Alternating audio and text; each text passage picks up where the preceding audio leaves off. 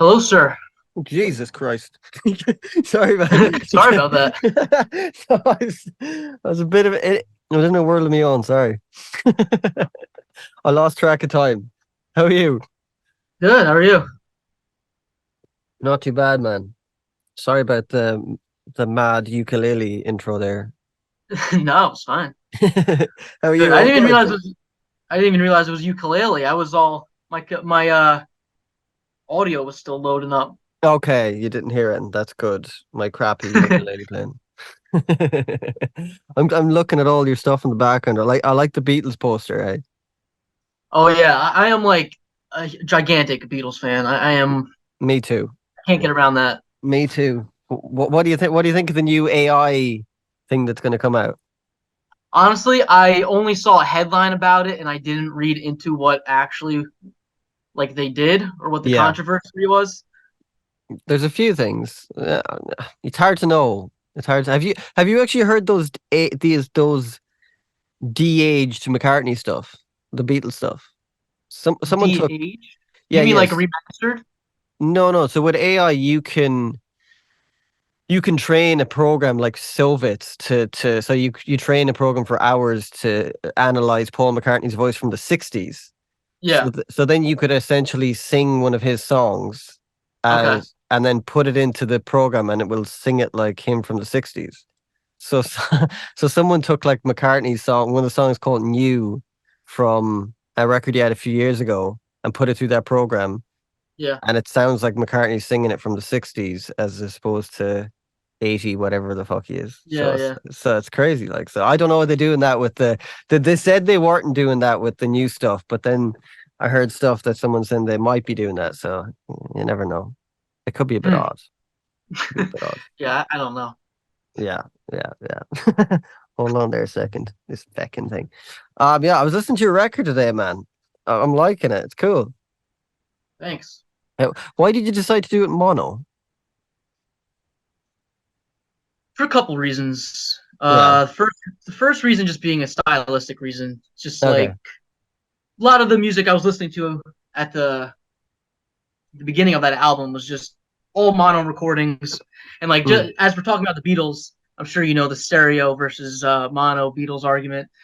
So like I was just like think that's funny. So I don't know. That's the first reason I kind of went with mono. Second reason was more limited equipment that I had, and like I wanted to do some EQing on my final mixes, of course, Yeah. but the EQ I had at the time is only it was one I got for free at my job. They were just throwing it away, and it was a piece of junk, but it was only one channel. So there was a couple songs where I realized while I was mixing down to my quarter tape that I was like missing a lot of high end on a lot of the key tracks. I was like, okay, shit, I gotta boost the high end. So when I went to use that unit, it's like right there, it has to be a mono mix. I can't do a stereo mix. Later on, like in the album, I finally got a stereo EQ that allowed me to do stereo mixes, but it was like seven to eighths through the album. So I was like, obviously, I'm not going to go back to those other songs and remix them. They already been mixed, months ago. I don't want to retouch them. Yeah. And then the third reason is more of just I find at least the stuff that I own, like my cell phone, a couple of the uh, Bluetooth speakers I have, just play better on mono. They usually only have one speaker anyway, and they get summed down from a stereo signal into a mono. That I was finding, like early on when I was recording music, one song in particular, "The Ever Erasing Memory of Fernando Cortez Julio." On that song, I have like the first part of the song I have a slide guitar like all the way panned left. And when I would listen back to the song on my cell phone just to get to Mm. hear what the mix was like on a cell phone, the right channel comes out of this bigger speaker here, just a lot beefier. It's a lot louder than Mm. the in-ear piece here that the left channel goes through. And like it annoyed the crap out of me every time I would listen to the song. Um, later on, months later, I'm like, damn, like that part really annoyed me. So ever since then, I'm kind of like a little iffy to do stereo mixes. But I realize that's just like maybe being a little too extreme with that because like I feel like most people's phones can handle they have like dual speakers, or whatever. But I don't know. It's just Yeah. kind of what I rolled with. Yeah. I always mix in mono. Even though I put things down in stereo, I always mix in mono. Because you actually just you get a clearer picture. Because that sometimes stereo can just kind of throw you off a bit and you kind of powerful. You don't get as powerful enough mix sometimes if you're doing stereo. So that's really interesting. So when after you are in your final stages of mixing, Mm. how do you choose your stereo field then? Do you have like a go-to that you go to? Like, So normally when I'll do everything up to about the kind of mix that I kind of am happy with. And then I'll put it into stereo. I'll just take the stereo, I'll plug it off and take it off, and then I'll kind of finish in the mix down and put things in different places. But I find just to kind of get everything kind of balanced, and especially on um removing frequencies. I think you can remove it's you hear it more in mono. We'll say like if there's a build up as opposed in stereo, because you're going to get bass thrown out to different yeah, parts. So if yeah, you mix in mono, I just find it makes it. I just find it's better because you don't extreme you don't you're not doing as much extreme EQ because we can tend to extremely do a lot of EQ and mix really low in volume too. Like you yeah, could like have a conversation over what I'd be doing, and yeah, so that's probably I like. I'm sure there's loads of dudes that mix way better than me in mixing stereo. So it's just yeah. maybe a habit, but I just kind of I liked it. I liked doing it. I know. I think I haven't personally done that, or at least intentionally done that, or like Hmm. consciously done that. But that sounds like a good approach, definitely. Especially like when you have to consider like even if you do have a stereo mix that you're mixing, you're still supposed to do like like my board has a mono button that you could listen to it in mono in case whatever playback system you're listening on only has one speaker and it gets mixed in mono anyway. Yeah. But like I think it's good to like you need a balance between the both for a good Yeah. mix. And it's kind of cool when because I do a lot of stuff with like strings and stuff like that. So especially if you're using a widener like a widener plugin on a string and you collapse it in mono, sometimes if it's not a good plugin, it'll disappear. So you have to kind of make sure everything's in phase and everything like that. So it's kind of good in that aspect. But back to recording, why did you choose to kind of record analog as opposed to you're not using any computer? Yeah. Because it's cool. I like it, man. When I seen your video, I was like, that's fucking cool, man. It just came up during like one nighttime. I was just 3 a.m. I was going to something, and I was like, oh, Yeah. that's fucking cool. I was watching that. Then I watched a I good mean, few of your videos. I think a vast majority of my comments are kind of along on my videos. I mean, like are along those grounds where people are just like, oh, it's so cool to see someone carrying a torch or something along the lines. But a lot Mm, of the times I get really, really enthusiastic people emailing me who are also into recording on tape. And like mm, there's such a strong passion between people when it comes to tape. And like I didn't necessarily choose to record the tape when I first started recording. I tried, I think it was Reaper. I downloaded Reaper, mm. and I'm not gonna lie to you, I think I spent 10 minutes before I was like, I don't get it. And like me, I just love collecting old junk. Like Yeah, I have a lot of old junk here, but like all my other hobbies is just collecting old junk. So naturally, like I go to Craigslist and I'm just looking at tape machines because I've always wanted one. Even before I wanted to record music, I just thought like the look of them, the way they run are just so cool. yeah. And like I wound up getting an 8-track tape machine for a really good price. And like that's just how I started recording it. And that hands-on approach is much more up my alley. Like I'm saying, like with my other hobbies, I kind of collect old junk. I like the tactile feel. I like the engineering behind it, stuff like that. So like Mm, that's just why I was always interested in it. It wasn't necessarily like I chose for it. It was just and it kind of just happened that way, and why I kind of got into a big passion with it. mm.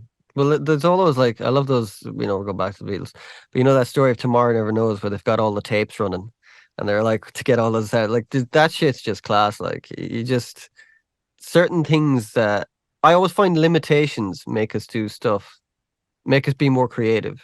Because Yes, definitely. like computers, you have an endless amount of, you can get lost in choices. I think that's always kind of like we're as humans, we're not. I don't think we're made to have many choices. We're quite stupid creatures, so we need just a few, and then we can make a No, I agree. choice as opposed to 1,000. You know what I mean? It's kind of when you have 1,000 different people pulling you in different directions around you in a circle with a rope. Everyone's pulling you in the same direction. Mm, You're getting pulled here, here, and there. At the end of the day, you're not going to be moving much from your circle because you're going to be getting pulled from here and here and here. Whereas I feel like if you kind of just, only have two or three people pulling you, let's just say, someone's going to favor you and you're going to go towards a certain direction in the circle. This is like a really weird analogy. But what I'm trying to say is like it kind of it gets you into places you wouldn't normally be if you're so constrained to that little circle. yeah, That makes sense. yeah, I get you. So when you were like recording, you're obviously not using clicks. Obviously, you're just kind of you. Do you lay down a drum part first, or do you lay down guitar, or how does it work? So I don't use a click. I think I used a metronome once on one song, but it was just Okay. for a part that was really, really. It was the song "Electric Organ Acid Test," and like the last organ part is like so methodical. I don't know if that's the right word, but anyway, I had a really hard time with that. So in cases like that, I'll use a metronome or something like that. But a lot of the times, I don't do my drum tracks first. I'll do a scratch guitar track, and I'll just do it based upon my own rhythm. And like me being a drummer, this helps immensely. I am naturally going to have a little bit better of a rhythm than someone who doesn't play the drums. Mm, So I kind of lay down the rough tempo of the song there, and then when I go record my drum track, going against this guitar scratch track, I kind of even out some inconsistencies in the guitar track if I need to. mm. Um, but I really like the natural ebb and flow of this process as opposed to like everything being on a certain beat. And like with a lot of my songs, I'm often trying to emulate a live sound, even though it's just me. For some reason, I want people to think it's more than me, and like this live sound is just like this endless goal I've been trying to achieve for no reason. But anyway, like when I play with my friends and we're playing live, we're not playing to a click track. We're having fun. We're drinking beers. We're speeding up. We're slowing down. Mm. And like to me, that's what music is all about. It's playing with your friends and stuff like that, and playing live. And a lot of those instances, you're not going to have a click track. So I kind of try to stay away from that as much as possible. It's not like a hard rule for me or anything. Like if I was recording with one of my friends and they like wanted to do it, I'd do it. But Mm. for my own music, I tend not to do that.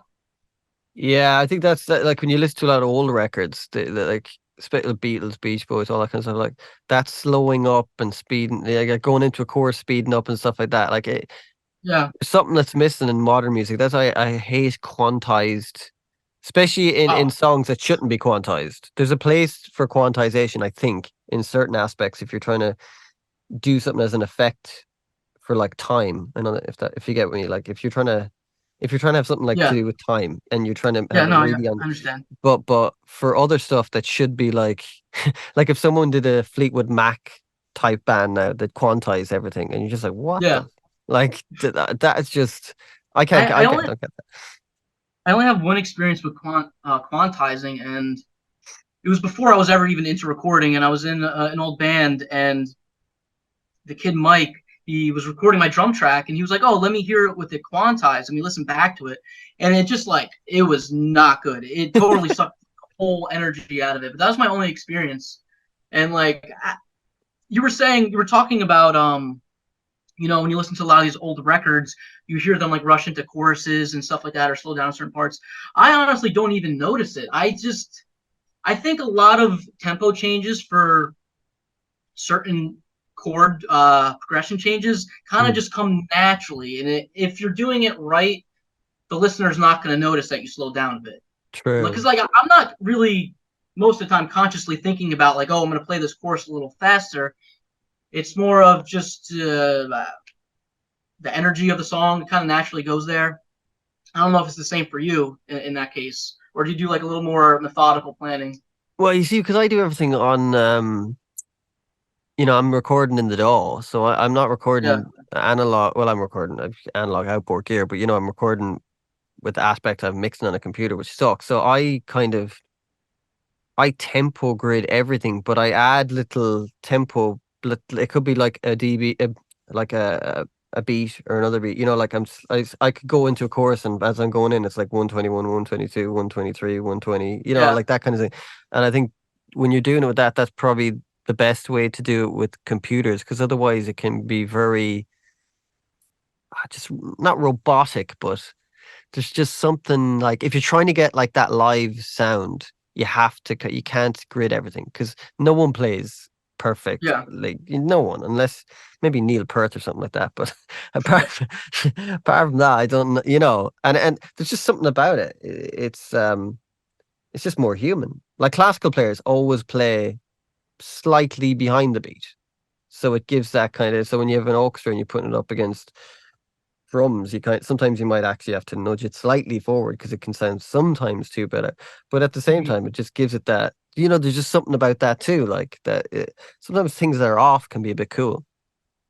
Being a drummer, this cannot be more true. I mean, take someone like John Bonham. You can't quantize a drum track like that. No, That's no.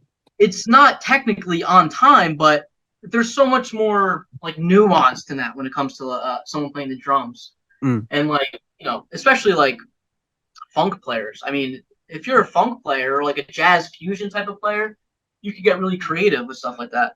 So, but I think like John Bonham's like the classic example people use when they describe that, like with quantization in drums.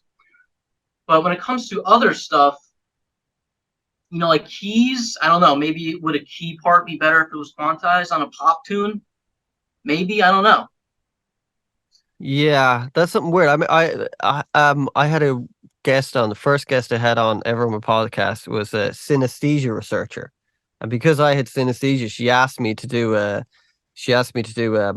kind of not a test, but they were doing like a research thing, and everything that was quantized, I didn't know it was quantized, but there was quantized stuff, and the quantized stuff it didn't have as much color as the unquantized stuff, like say a keyboard part. So there's Yeah. something kind of in that can it changes the color of the sound, if that makes any sense, without me sounding like a lunatic. But there is something in No, that. no. I try not to make like whether it be on a podcast or like one of my YouTube videos, I try not to make broad statements like, quantization is bad. It's gonna suck the soul out of your tracks. Yeah. I believe that. Like I totally believe it will, but I try not to say these things because like I don't want to be I don't want to gatekeep. I don't want to tell people what they're doing is wrong because like that's the exact opposite of what I want to tell people. I want to tell people to find their own way. Screw what I think, right? Hmm. But there's some things that I have hard time grappling with when it comes to recording on a DAW or a computer. And I was only in a professional recording studio once, and I was recording with that same band I was talking about before.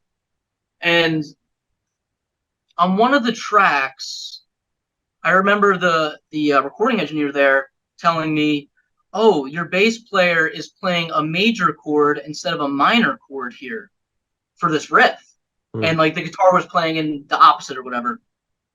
So the kid bass player wasn't there at the time. So he's like, "Oh, I'll just edit all of those individual notes."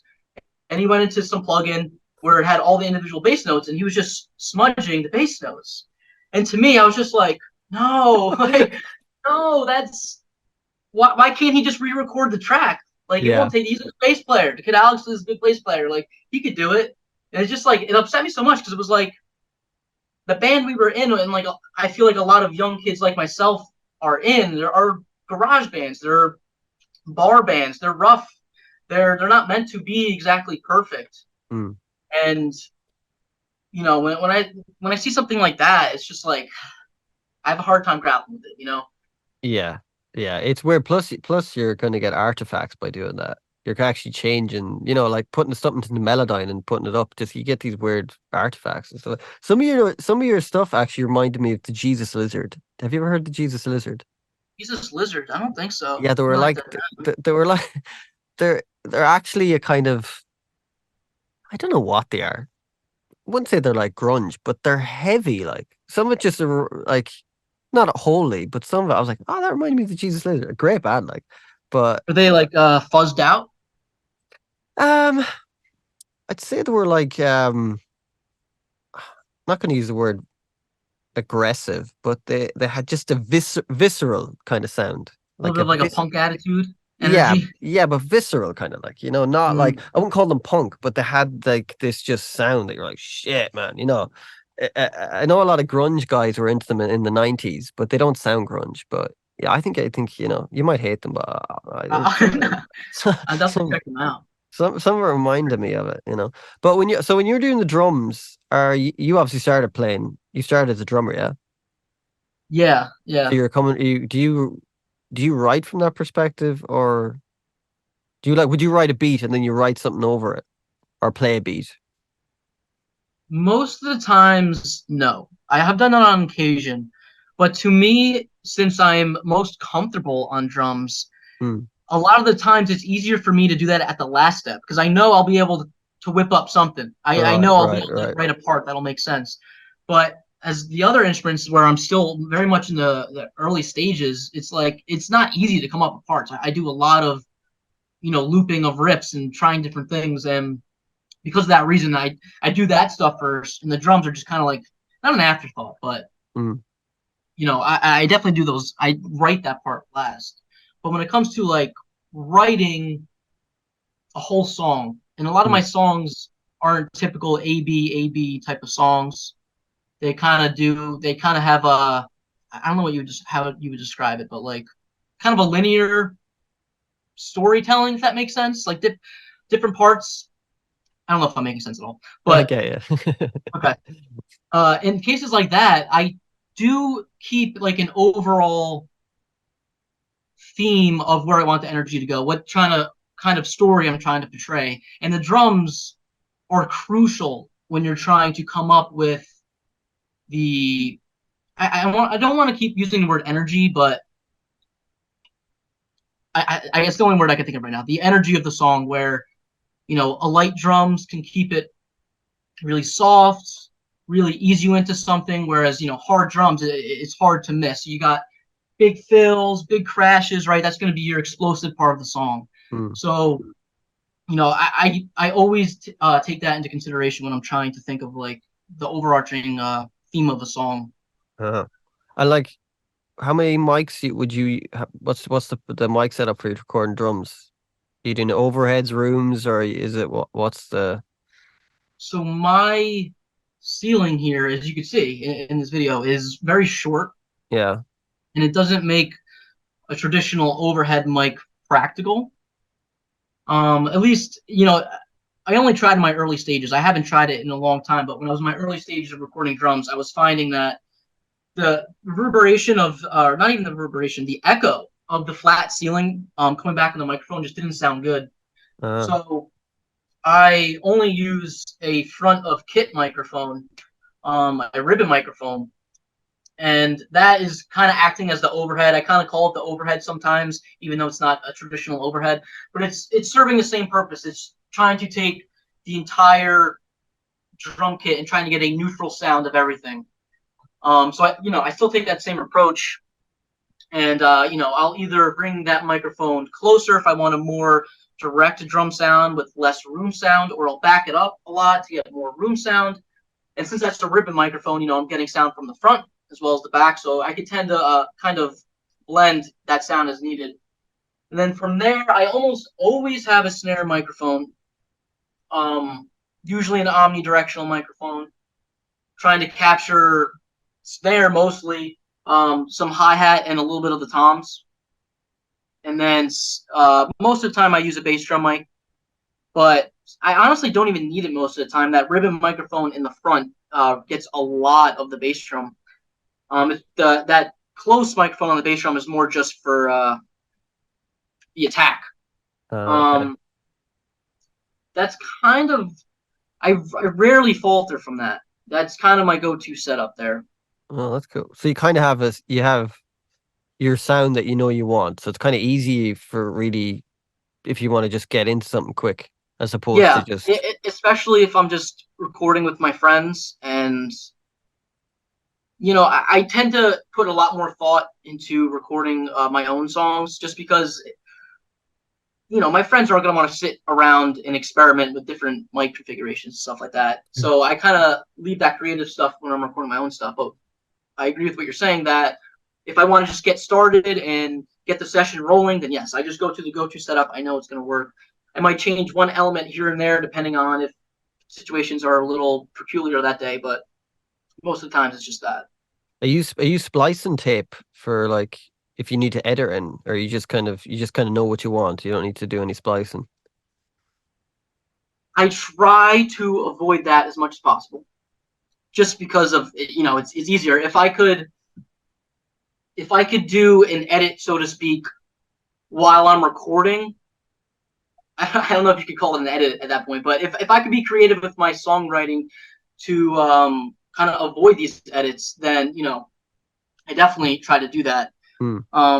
As opposed to like if you listen to a lot of, I would say like early '60s stuff, on like kind of the poppier end of stuff where songs are being shortened for the radio, you'll hear that there's a lot more edits than you would think if you kind of pay attention to it. So Yeah. I definitely don't do it as common as those times, right? Um, but when I'm recording with my friends and stuff like that on other people's projects that I'm working on, I don't use my tape machine. Right now, I'm using my Alesis HD24, and that's just a hard disk recorder.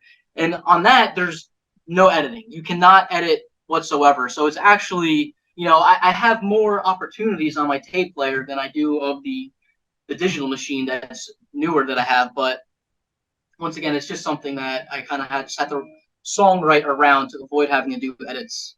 Right. Do you record every instrument at the same IPS, or do you change it? Because obviously, if you record at 7.5 on drums, you're going to get a bit more lo-fi, or if you as opposed to 15. You know what I mean?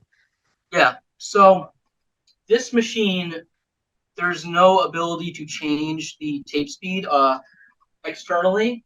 Ah, I am thinking about doing a really easy modification that you could put a 3-point switch on it and okay. basically switch it from 7.5 to 15 to 30.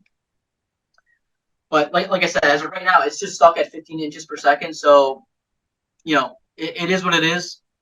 I shouldn't say it is what it is. I mean, it's there's nothing wrong with that.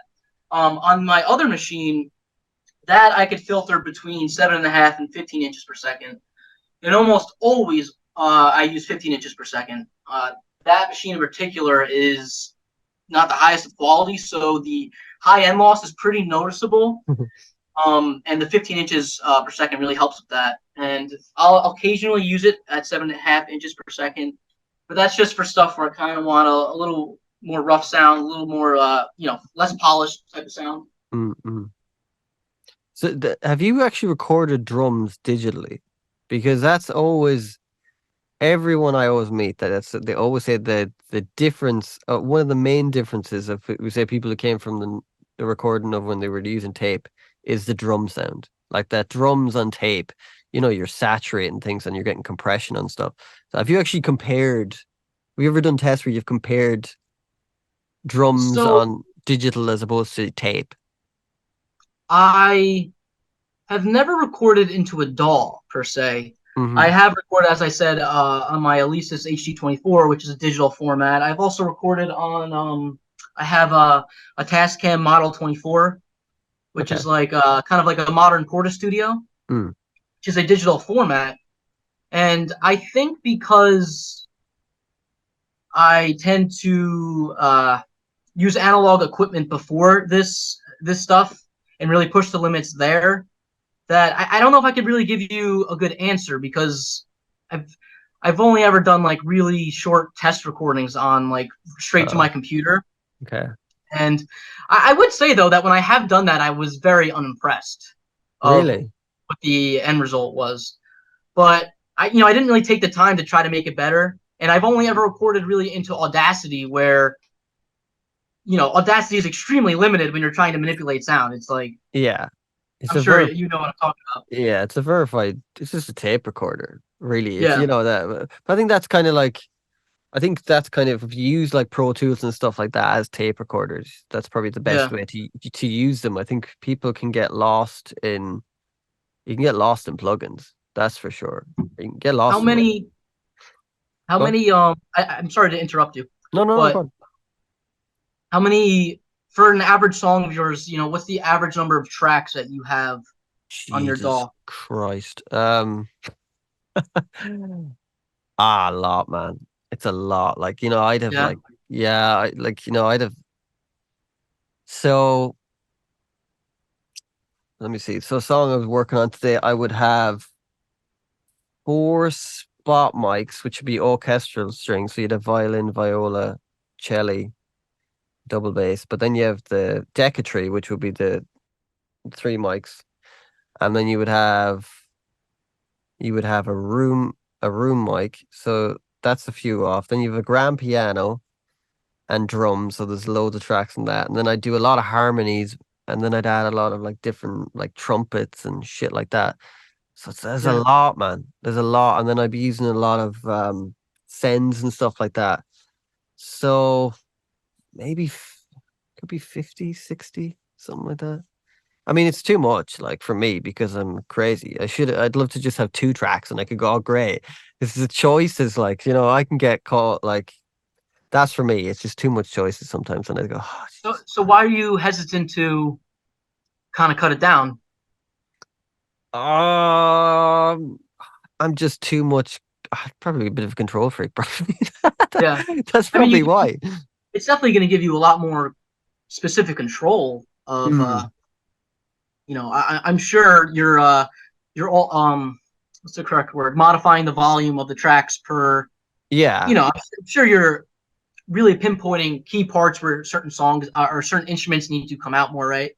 And yeah, that, of course, if you want that precision, that's it's just what you got to do. yeah. I do like. That's why I liked what you were doing. I was like, oh, that's cool, just to kind of not relying on you're even looking at a screen. I think looking at a screen even changes the way you mix because you're looking at something, you're looking at the EQ, you're looking at stuff. So I try and use a lot of outboard EQ now that I have here. Like I have a little lunchbox, which is an API thing. So I use that and I've compressors and stuff like that. But it does change the way you changes the way everything. Like I know if I mix a song down and I'm looking at it, and then that same mix that I just play will even sound oddly different because I'm not looking at the whole tracks. Yeah, You know what I mean? There's just definitely. something in that, isn't there? There's, I found it really interesting that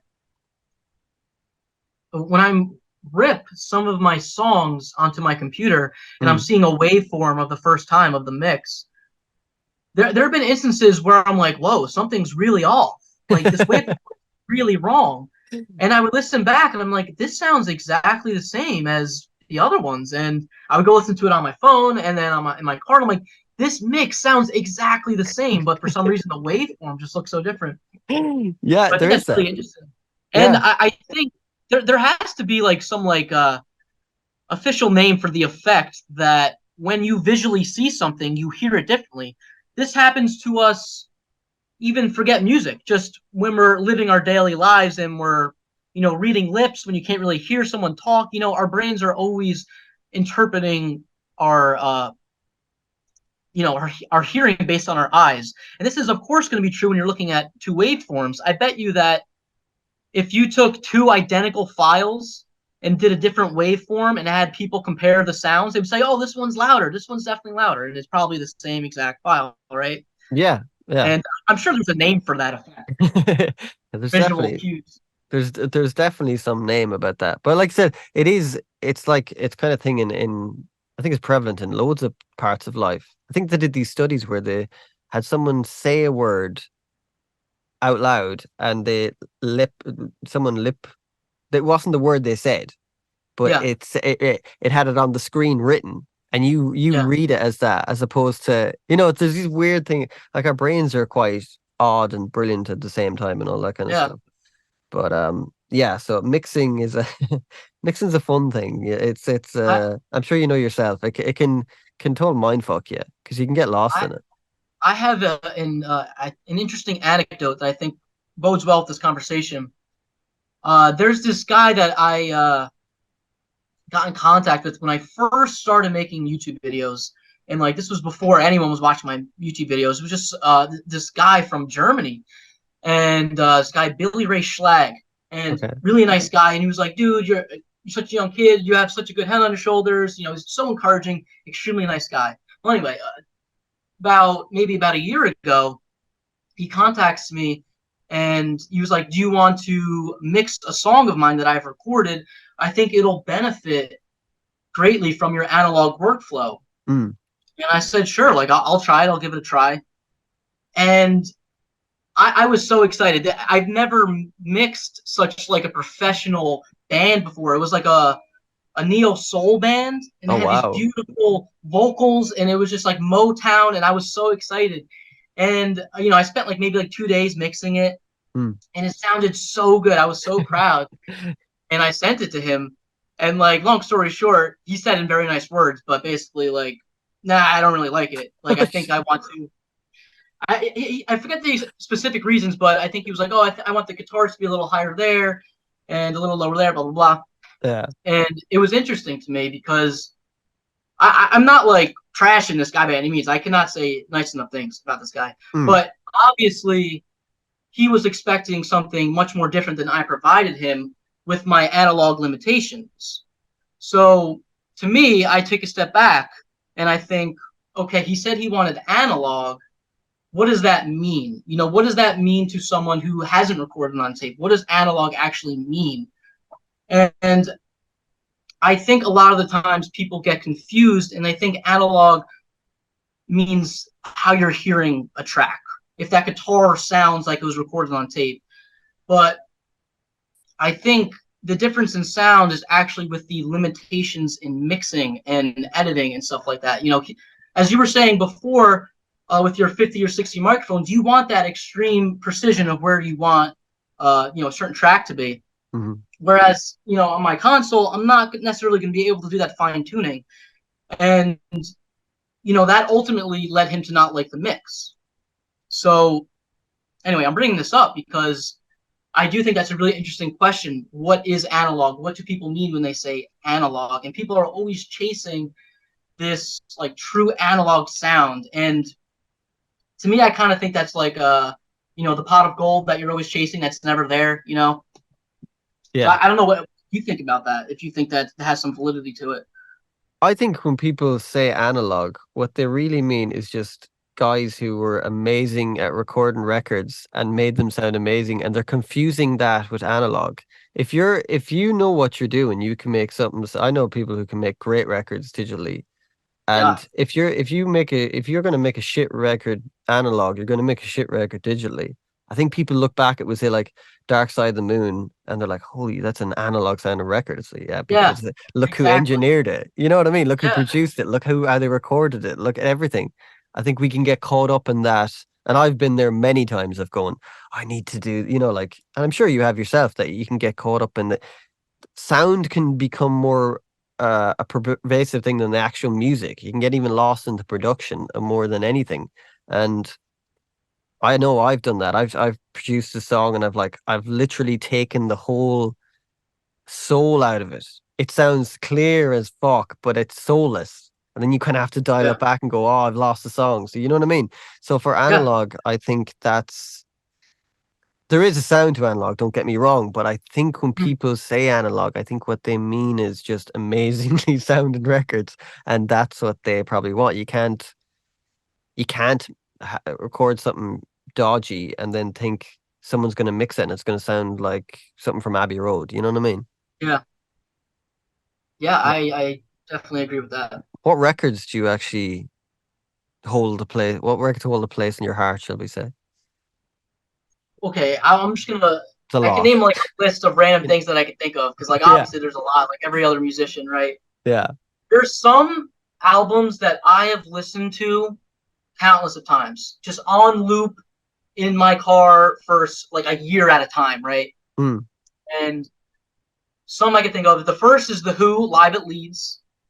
That album is one of the best rock live albums out there. I mean, I don't know how familiar you are with that album, but I could talk hours about that album. Why do you like it so much?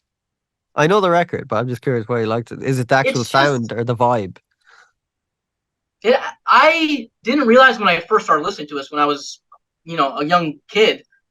I wasn't thinking about recording and sound. I was just thinking about the performance and like the band and Keith Moon, so cool. But like the performance that the Who at that time, in my opinion, was the peak. I think they out competed all other rock bands live at the time, at least. Maybe not necessarily in the studio, but live, I think they were Yeah, yeah. top of the game. And like that album, I think is the peak. It's. I'm so glad that that is on record and we can listen to it because I've listened to it so many times. Is it like when did you first hear that? Like what age were you? Were you quite young? In high school, I think. Yeah, I think I got into the Who in high school. I really started to get into like I call it like dad rock, like classic rock, Pink Floyd, Led Zeppelin, CCR, all that stuff. Like in high school, I really started to dig deep into that. Like in middle school, I was like until I was very like surface level, wasn't really that interested. I was always a big Beatles fan since I Mm. was a young kid. That always kind of stuck with me. My dad had one CD that we would listen to in the car, and that like I always just loved the Beatles because of that. But it really wasn't until high school where like I really started to dive deep into bands and really like become so engulfed in like wanting to be like on stage and stuff like that. Yeah. What Beatles song? What Beatles song? What Beatles records have you? Have you a favorite Beatles record? I know that's a weird question because it changes. Like it always Yeah, it definitely changes, doesn't changes. it? It always changes. This is At the like my moment, favorite. at the moment, what's your Yeah, this favorite is Beatles record? my favorite question to be asked because I'm like, oh boy, here we go. I'm gonna toss it out, but it usually filters between maybe like three or four. So the debut, Please Please Me, right now is my favorite. Just I Uh-huh. love the story behind it. I love the performance. I love the energy, just everything about that first album, the way it was recorded. It's just I love. And I'm really right now my listening habits are very much of that early rock and roll sound and like songwriting. Mhm. Rubber Soul, actually no, I would say before Rubber Soul, Revolver, Oh, Revolver is so good. Revolver. Then I would say Sergeant Pepper, and then Rubber Soul. I'd say. Okay, they're good. They're good. I'd have to put Magical Mystery Tour in there. I just love Magical Mystery Tour. I'm all about that psychedelic shit, man. That's my I I actually just bought the DVD the other day, and I've never seen it before, and it's been brilliant. so hard to get a hold of. And I finally saw it in the store the other day, and I was like, yes! I haven't watched it yet. I'm so excited. Oh, you haven't watched it yet? Oh no! Oh, it's cool. I'm sure you know this, but they originally they broadcast that in the BBC in black and white when they originally Oh broadcast it, really? which is the Oh worst no! thing you could ever do. Like, Yeah, so people missed all the psychedelic stuff that they were doing it. Yeah, if you've seen the anthology, that Beatles anthology, the 8 hours document. Me and my friend yeah. watch this every year. Like we drink wine for the whole day and watch the Beatles anthology. But I found this there's an unedited Beatles anthology that's like Okay. way longer, but it's done in a Oh my podcast god! form. It's like 12 hours long. It's fucking Wow. class, man. I'll email you I'll put out a thing and email to you. But it's so like they go into way more detail than the anthology does. Like, I would love to hear your opinion on the Get Back documentary. I loved it. I absolutely loved it. I think the start of it I didn't love as much, but as like when they changed studios, that's when I was like, oh, I'm here for this, bro. Yeah. They're so good. I That loved it. my friend Alex, I remember watching that. I mean, like I literally had an emotional experience watching that. Like I was saying before, even since I was a very young kid, I loved the Beatles. And seeing something like that, that's almost like a reality TV show if it was shot today, of them literally writing an album and recording it, Yeah, it was like it was amazing. Like phenomenal. yeah. And my friend Alex, when I was talking about it, he was like, "That is the best documentary to ever be made." And I thought about it, and I was thinking about it, and I tried to separate myself from being a huge Beatles fan Mm. and just looking at it objectively, and just I still think that he may be correct. I mean, you have the biggest band to ever exist, and to have that moment for a memory forever that anyone could watch is literally amazing. It's like it's so crazy to see, and it's so crazy that all that footage for so many years was just sitting around doing nothing. Yeah. And all the stories you hear, like, oh, it's a disaster and it's this Yeah, and it's that. I think more than the music, which is odd to say, but I know the music so well, but I liked the parts of them just kind of talking about, like, those kind of, because you never see that. It was never, yeah.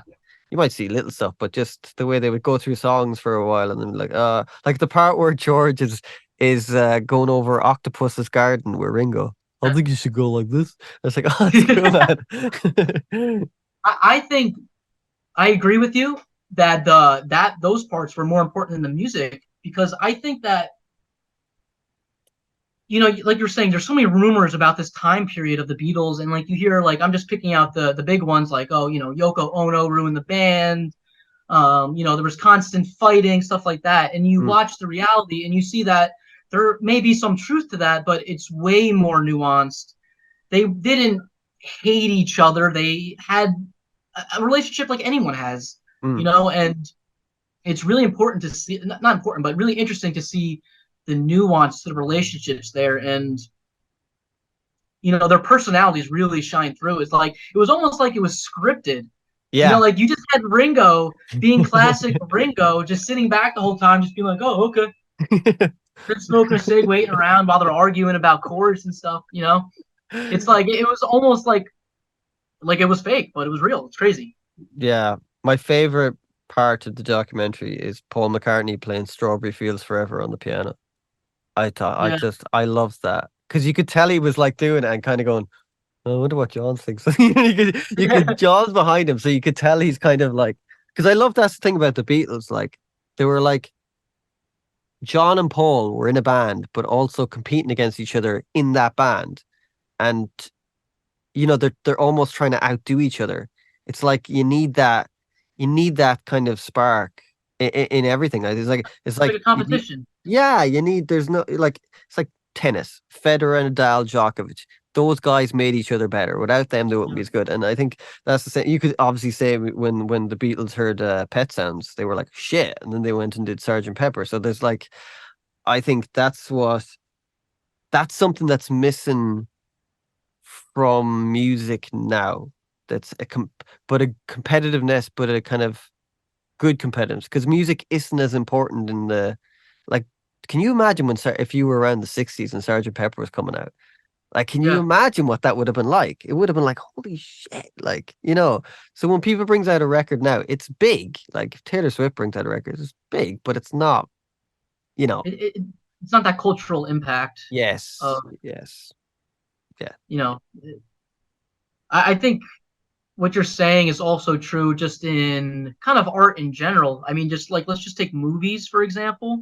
You know, we've gone so we've progressed so far when it comes to making music and movies where movies are almost all computer generated now, even ones that you think aren't are, Yeah. and it's almost like when a great movie comes out, it's just kind of like it's not a marvel, it's we've seen this before. And that's so true with music. Like I've been thinking a lot about this with movies recently, but you're so right in music as well, where there's kind of less impact when an artist comes out with an album, for sure. Yeah, movies for sure, man. I agree with you on that. Like, it's funny because I think of the same thing lately about like, I mean, I seen Oppenheimer and that was a good movie. I liked it. Yeah, But before that, I'm thinking like, what's the last great new movie I seen? Because you could go back and watch The Getaway or Bullet or any of those classics, yeah. Scorsese or Hitchcock or anything, and they impact me way more than some crappy movie that Marvel do. Like not that they're all crap, but there's just you can have all the effects in the world, but if you don't have a good story, it's kind of nothing, isn't it? I am like huge into old movies, and I think since they weren't relying so much on the visuals then because they didn't have the opportunity to have just think of a movie like Transformers where there's like huge robots fighting each other and stuff blowing up. Obviously, they're not going to be able to do stuff like that. And if you listen to the dialogue in those movies, the dialogue is so much more well thought out, sophisticated, hidden themes and motives throughout the movie. And I think that's just because that's what they focused on. They couldn't focus on the visuals as much. And I find that the I get more out of those movies than I do out of the visual ones that we see today. When it's causing me to think a little bit and think differently and see think a way I haven't before. You know? Yeah, oh, I totally agree. I totally agree. All that, like for example, you're saying it's Transformers. It's just all like, like all that smashing and it's like, dude, it's done. You know, there's no like, there's nothing. Give me the Birds by Hitchcock over that any day of the week with the crappy effects and that, like, you know, because you can just the story is just But overarching of it. we are such in a minority, though. No one else, like the vast majority of people, like don't care. They do care and they like that stuff better. Either the case, and I don't know. I It, think it sucks. I think Go ahead. subconsciously they do care. Because if you think about it, most people go to those movies and they, even though they might like them, they still view them with the impact of like, well, they're kind of like McDonald's of movies. They're Yeah, disposable. And I think that's why things in the 60s, 70s, you could even say up to the 90s, people had more of a love for it because they weren't as disposable. You know, they had something in them, even like scores. Like even something like scores in movies are quite all similar. They use like drones, like meow, all this kind of shit.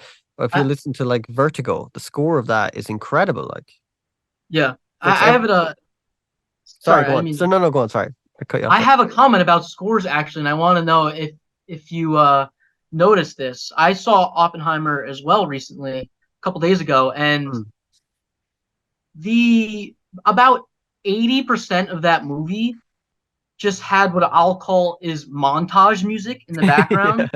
yeah. And once I noticed it early on in the movie, it annoyed me throughout the rest of the movie. All I could focus on is like it was. I understand why they did it is because they were fitting so much information into a movie, and it was like it's impossible to tell that story in a format like that properly. Hmm. So a lot of scenes were just like kind of montages of like their steps of building the bomb. But oh my god, I remember I leaned over to my girlfriend like, "Do you hear this montage music?" And she was like, "What are you talking about?" And once I told her, she was like, "Oh my god, you know." Yeah, it is like it is. It's like just like popped in music for the like I don't know. Sometimes silence is golden. You know, like I sorry no, no, no. when I Go on. was when we were driving home after the movie and I brought this up, like we were talking about the movie, and I lost my train of thought. We're talking about I've said silence is golden. Oh yeah, yeah, yeah. I'm sorry. So when we were driving home, I brought up the same thing as I was saying to you before about old movies, how the dialogue is more thought out.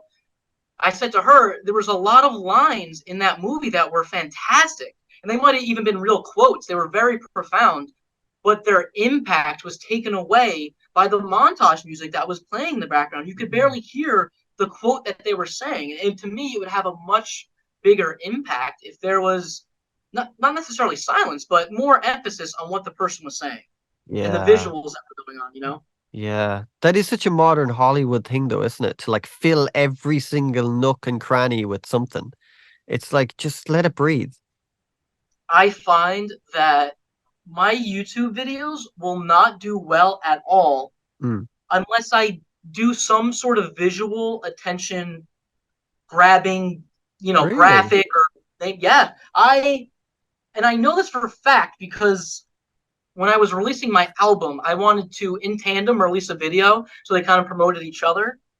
And I rushed through this video. It was really poorly edited, poorly thought out, and actually it wasn't that poorly thought out, but it was like I was saying, it was poorly edited, and I didn't include a lot of these visual markers, Mm. and the video did very poorly.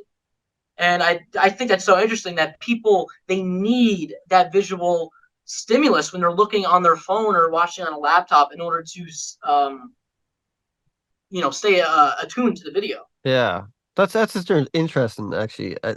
Some of those little kind of things you put in are funny because I remember you did a video about spring reverb and you put a coil from a car, and I laughed at that. I was like, "That's funny, man." I think it was a coil, like a spring coil. I was like, "That's funny, man." So But those they're stuff funny. like that is what people keeps people interested, you know. And to me, it's like my girlfriend, who like we joke, we call her like my manager. She's always like pushing me to do like social media type of stuff where I'm like, I'm not really a social media type of guy. And she had me making TikTok videos for a while and like Instagram reel videos and stuff like that. Okay. But it was so along the lines of you had to make content that was ram packed with visuals and audios and transitions, and it was like I wasn't able to make like stuff that I actually thought was good. It was just it was most attention grabbing, which attention grabbing doesn't necessarily mean good. Yeah. You know, Yeah. so like early on, I'm just like that. I can't do that. YouTube, even with the visual stuff I do now, I kind of get annoyed at it. I wish I didn't have to, Mm. but in order to get some views, you kind of have to do it. It sucks. Yeah. TikTok though is on another level. Like I had TikTok before and then I was like, I'm out of here, bro. I can't do this shit. I can't do that whole Yeah. not like those those like nonsense video. You know, I'm sure you've seen many of them, but you're like, oh my God. Despite having a TikTok account, I only watched like 2 TikToks ever. But you know, I've seen all my friends on TikTok before, and it's just it doesn't interest me honestly. Yeah. But like it's so bad for even music. Like there's like record labels now signing people off 7-second TikTok songs. You're like, how will you go away, lads? Just like complete bullshit. Like that that's like the new thing in music is like how can we make money from 7-second songs? And you're like, oh dudes, have we gone to this point of like just attention deficit brain like I Yeah, don't know. we're Like there. I'm sure you're like me is like I'm all for an album. Like I love albums. The whole like I do like singles, but I've always been an album dude because I love like Yeah, stories, and I think an album should be like a story, and it doesn't have to be a concept. Like I like writing concepts because my life is so boring, but I like just this. I think when you listen to records from the '60s, especially like they're all like the great ones. Um, they're albums. There's an album. You're going on a journey. Whereas like yeah. nowadays, you're just It's interesting because I feel like the trends have kind of went back to where they started, where you know in the early days before albums, where people were just putting out singles on 78s. Like you know there was no albums. There might be a collection, but those are like really rare, right? And we're yeah. almost at that point, right? I mean, all the pop stars are only known for their singles, really. I mean, no one's really talking about albums as much. Maybe like Taylor Swift is like the one exception I could think of that I hear people talk about actual albums, but everyone else, I don't. I've never heard anyone talk about an album. No, no. It's it could be just one of those things though that it's like life can be cyclical. It can just keep changing it. So like, we could get to a point that it goes back to that because like the fact that more young people are buying vinyl now is kind of cool too. So and you have to like that's the thing. I think that's the thing. When I was a kid, we had tapes. So we had to fucking, I didn't have enough money. So I had to listen to one tape. I was talking about this with my friend the other day. He was talking about a Perfect Circle album and he didn't have enough money to buy another album. So he first heard that record and he was like, it's okay. But he didn't have another record. So he just kept listening to it. And I was like, Yeah, oh, I yeah, fucking love that record. So like yeah. you can listen to a record once on Spotify and go, I don't like that. And you miss out on so I much. I would love to see, you know, they like you're saying, you know, more young people are buying records and record sales are going up. I would love to see how many people are actually listening to said records because I feel like I know a lot of people who just kind of collect them. And I have nothing against that. Like I collect so much stuff in my house. So like I'm not saying these people are like posers or anything like that, but I do think it's interesting that there is like the collectability factor of it, of people saying they want an album and they want to say, you know, even new artists. Like I see people buy rap albums on vinyl a bunch just to say like, I have it on record. Yeah, So there's definitely that. There's definitely like seemingly it's something like 60% of young people that buy albums don't actually listen to them. And I think something like maybe even half don't actually even have a vinyl player. yeah, So there is that kind of thing. Like I remember being at a house party before, and the guy had he's Spirit of Eden by Talk Talk. I was like, dude, class record. He's like, oh, I haven't heard it. I'm like, fuck, you have it, dude. What are you talking about? Like, I was like, why have you not heard it? Like, this is one of the best records ever. But yeah, there is that kind of posery shit. Like, it's like anything, you know. But yeah. what other crazy stuff do you collect? I really like photography, like film photography. So I have a couple Ah, cameras. cool. Um, Like like I Leica have a lot. cameras and stuff like that. Say it again. I'm sorry. Like Leica cameras and stuff like that. I don't have any Leica. I wish. My pocket can't afford a Leica yet, but Yeah, like a lot of the stuff I collect, I have the low end stuff because I'm a lover of many passions, and if I spent a lot of money on all my passions, I'd be a broke man.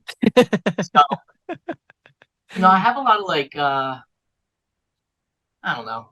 I I like I'm a mechanical engineer, like that's my occupation, Ah, okay. and like I'm very very hands on person. I like fixing stuff. I like working. I like the design of stuff, which is part of the reason I like recording on tape, which I explained before.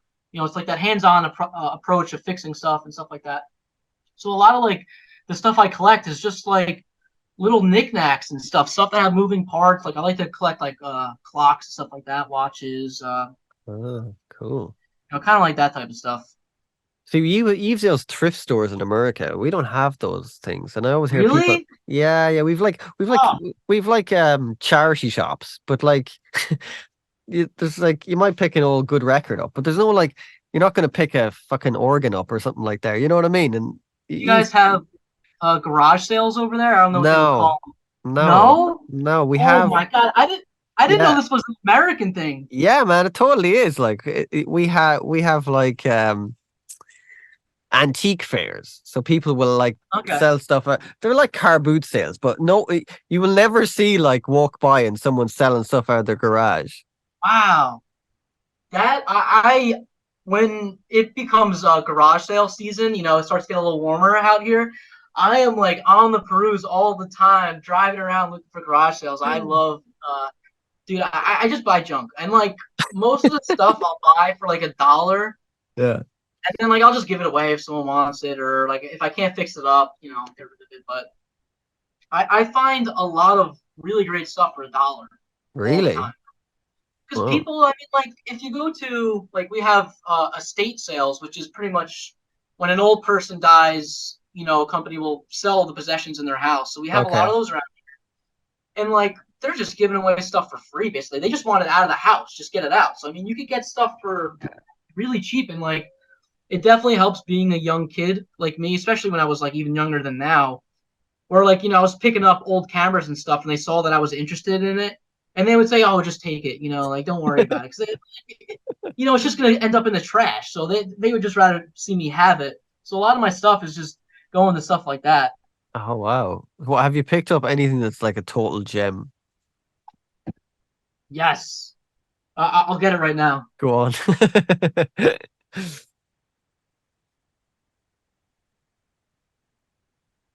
All right. So this someone was throwing away. We Okay. have like we call it like bulk trash day where a couple times a year like the big garbage truck can come and you can throw away dressers and tables and bulk items. And this was just in the Oh trash. wow. In the trash right down the road from my house. Holy shit, bro. And it was rough. Like it had like garbage all over it. It didn't work when I got it.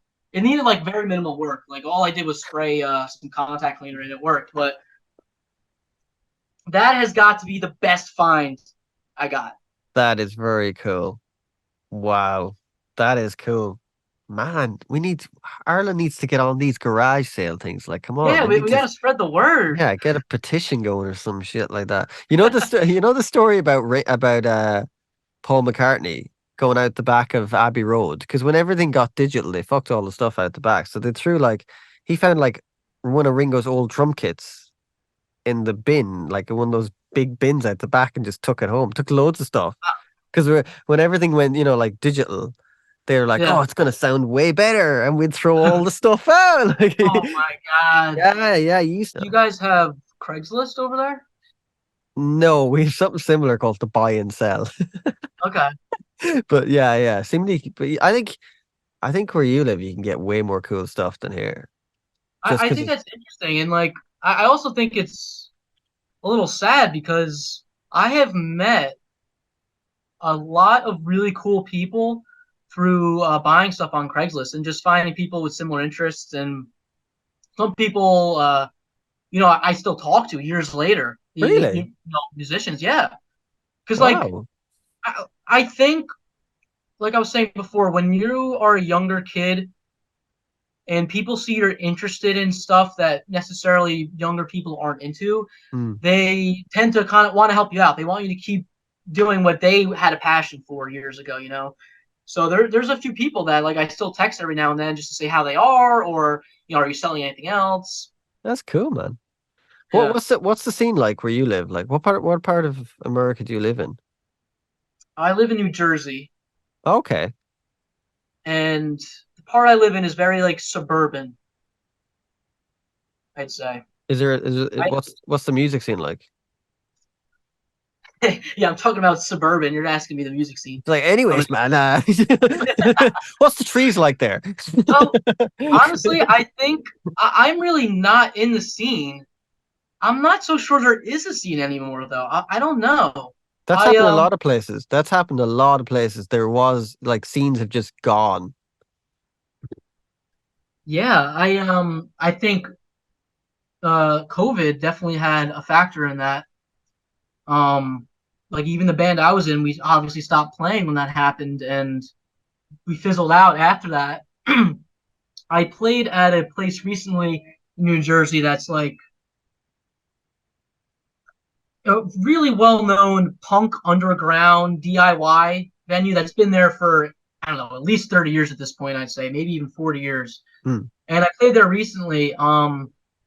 And there was a few other younger kids than me, like 18-year-old kids, uh, playing in bands there. So it Hmm. was great to see like young people are still making punk music. So there's definitely a punk scene. Especially I live close to New York City, so there's a little bit of a punk scene there as well. But other than that, I'm not so sure there is a scene. I don't know. Wow, that's a strange thing, isn't it? Like scenes have kind of oddly disappeared a lot in a lot of places. These bigger scenes. What would like I always hate asking this question to people, but like, would you classify your music as a certain type of music?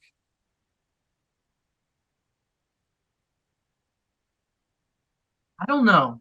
When people ask me and they're if they're like not into music at all, I'll just say rock, obviously. Yeah. But if they're into music, I'll say garage rock as like a catch-all term. I I don't know. I have a hard time placing it sometimes, and obviously I'm so close to my own music that it's hard to hear it objectively. Hmm. But I don't know, psych rock maybe. What would you describe it as? I don't know what to really call it. I don't know. I always hate, describing music, especially when you're doing like, you're doing different bits and pieces of little things, like there's like you're saying the psych rock, there's a bit of surf rock in there, there's a bit of garage Yeah, rock and stuff like that. There's little bits and pieces. So it's always a weird one to go, oh, it's just this one thing. If you're yeah, if you were doing like pop music, you go, well, it's pop music, you know what I mean? But when you're kind of yeah. incorporating little bits and pieces, I do like that little kind of surf kind of guitar stuff that you're doing. I like that kind of stuff. Are you using like echo you using one of those Roland Echoes on the guitar stuff? Space Echo. Ah, there it is. Quality, man. I use that way too little. I should be using Really? that all the Yeah, it time, should be on but everything. that was one of my first. purchases when I was getting into recording, and once again, I bought that off a guy that I developed a relationship with, and I also got this my tape machine through him Oh because he wow. saw that I was really interested, and he just had it tucked away in his back room. He was like, "Oh, I see you're interested." Anyway, I'm getting off topic. You What's can the go. original question? I'm sorry. We started talking about the Roland tape echo. Oh, yeah. So when I first started recording, this was one of the first things I had, and naturally I overdid it a lot. It was just way too much, No such and thing. and I kind of got it out of my system, and now I only use it when I absolutely need it. Okay. The reverb on all my guitars is almost always just the tank reverb turned all the way to max. Oh, cool. And like the twin reverb, I only play that with the reverb all the way pinned to max. Whenever I play it anywhere else, I'm like, it sounds like not enough reverb to me. And I know it's just like a very subjective thing, but I don't know. I really enjoy that sound. Infinite reverb. That's have you ever been tempted to kind of just go, oh, I'm gonna do some like record with a DAW or anything like that? I know it's probably your complete opposite of the antithesis you're actually doing, but have you ever like thought for something in the future that you might, oh, okay, I might do something like that? It's not that I'm like totally against recording on a DAW or anything like that. I don't want to come off as the type of like, nah, you could only record on tape. You know, that's the only option you could do. I don't want to be that guy. So it's not like Yeah, I'm against it. yeah, Right now, with my present situation, I don't really have a desire to, just because I don't. A huge part of it actually is just the computer and the screen aspect for me, where I feel like at work I'm constantly staring at a computer screen as an engineer, which I don't like. okay, And everyone, including myself, is constantly looking at their cell phones. We're constantly watching TV. We're constantly watching movies. We're always looking at some sort of screen. mm. And to me, this is kind of like my decompression time. I come in here, I'm not looking at a screen. I'm just kind of living in I'm staring at it like into space most of the time. I'm not using my eyes, and recording on a computer, that I don't know how you would do that without a screen. Maybe there's a way, but Yeah. but I still do record on, like, I record digitally on that Alesis. I don't record on that for any of my own material, but when I'm recording with my friends, I use that, and like, that's a digital format. It's not a computer. I'm not able to do the things a DAW could do, Mm. but that's obviously, like, I'm not completely attached to having to record analog. At the end of the day, you said this earlier in this talk, that a good engineer is going to be able to make a good mix sound good, or the medium is not necessarily a game changer by any means. Yeah, exactly. Do you spend long mixing? For my more experimental songs, or I shouldn't say experimental, well, more like the highly produced ones, like the song, let's just take like the first song on the album, Little Yellow Bird. There was a lot of thinking when I was mixing. I was trying to convey a story. I had a lot of sound effects that I had to think about. So in a case like that, I'll spend weeks mixing a song sometimes, and it's obviously extremely annoying when I'm mixing on this console, because there's no save setting. So Oh, if you've no I'm working on recall. No recall. no, so Ah, it's interesting. in those cases, I'll just take a picture with my phone. If it's really, like, if I'm really far into a mix and I Yeah. don't want to start completely over, of course I'll take a picture. But in some situations where I'm only like halfway through a mix, um, and I want to record something with my friends, I'll just screw up the board, and I have to do it over again. But that's Yeah. obviously a pain in the ass when I'm recording or I'm mixing a song over the course of weeks. Mm. Do you find mixing in the morning or the evening, or like, because I think certain time dictates how you hear things because your ears can be fresher in the morning, but at the same time, sometimes I don't know. It's the same for you. Like sometimes at nighttime, you get an idea. You're like, shit, man, I gotta record that, and you just get up and have to record something. So there's Yeah, mixing can be different. I think maybe that's just me, but I think it'd be different what time you actually mix it at. I think it's yeah, that's interesting. I haven't really thought about that. I do definitely think there is definitely fatigue to worry about, like ear fatigue. for If you're listening sure, to the same mix over and over, you definitely need a break. for sure. But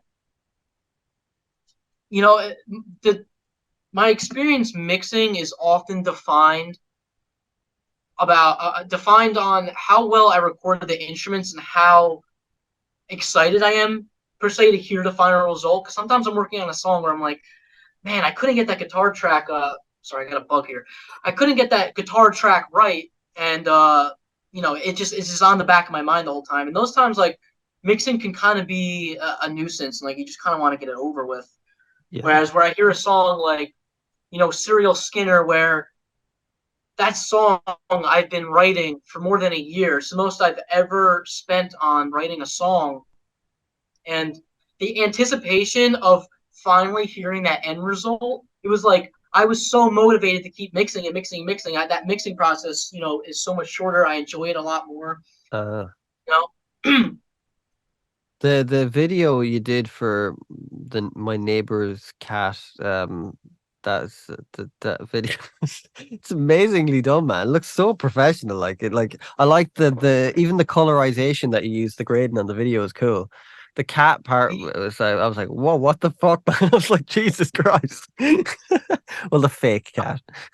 I have to give a huge amount of credit towards the kid Tim Jones that me and him both made that. I've never made a video before, like of Ah, that nature, and so he took all of that part. He was in charge of like a whole crew he got together, and I was actually the how I met him was by making that video. all He right. reached out to me. He was a friend of a friend that heard my CD, my Maybe One Day EP, playing in someone's car, and was like, "Dude, who is this? I really like it." And like he just messaged me and was just like, "Dude, I like your stuff. Would you be interested?" Blah blah blah. And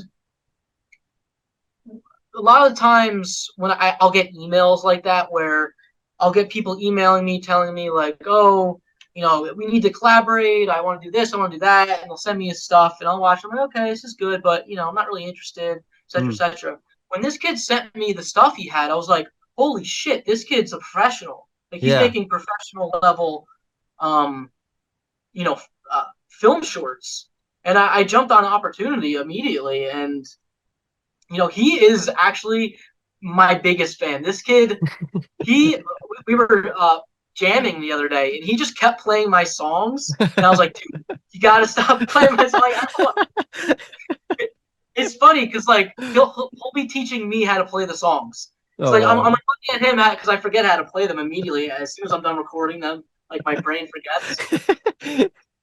But anyway, the reason I'm bringing him up is that video would not have been possible without him. And I really hope that kid gets some recognition in the future because I do think he has like a really interesting mind. Yeah, man, that's a talented video. Like the look of it, I was like, shit, man, that was because you sometimes see videos and you're like, oh, yeah, but it looked like a proper guy who knew how to film things. It wasn't just some lad with an old camera banging something out. But yeah, I liked the way kind of what is it? You use a kind of is it a not a vignette, but it's like a photo box thing. I forget this freaking thing. But anyways, you Yeah, put it on the thing. Yeah, it was cool, man. It was cool, and the grading of it reminded me of those kind of 70s, um, more those 70s movies. I'm trying to think yeah, of the exact wording for them, but yeah, if Tarantino made a movie in the 70s, that might be definitely, that definitely. that kind of vibe. Man, you right for time? I don't know. Have I took up too much of your I'm time? fine. As you want to keep talking, I'm fine. Okay, cool, cool. I know it's later there, so Dude, I don't fucking sleep anywhere. It's grand. It's all okay. good. Actually, I wanted to ask you, seeing as you're a Beatles fan, did you, because I'll ask you how you got into Beatles, but you know that you always hear you've heard, consciously hearing the Beatles for the first time. I mean, I would hear the Beatles when I was a kid, but through like the Yellow Submarine. But the first Yeah. conscious time I actually heard the Beatles was actually Free as a Bird. That's kind of my first kind of real like, whoa, well, that's the Beatles. Like, how do you feel about those songs, Free as a Bird and Real Love? Because they're Treatle songs more than Beatles songs.